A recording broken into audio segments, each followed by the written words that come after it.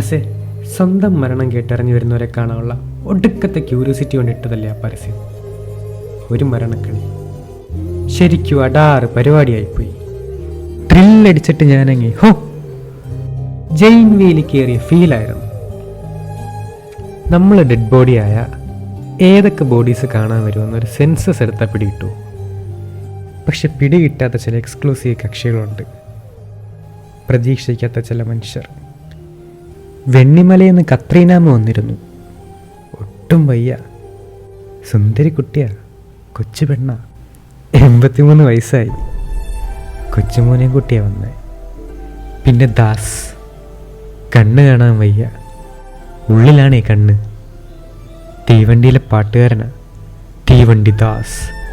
പിന്നെ എന്മക ചെയ്യുന്ന ചന്ദ്രൻ. എല്ലാവരും ഇഷ്ടം പോലെ തല്ലി. ദേ, ഈ ബോഡിയിൽ ഇനി അടിയിട്ട ഒരു സ്ഥലം പോലും ബാക്കിയില്ല. സ്നേഹം കൊണ്ടാ. നിങ്ങളെപ്പോലെ എല്ലാവർക്കും മുടിഞ്ഞ സ്നേഹ.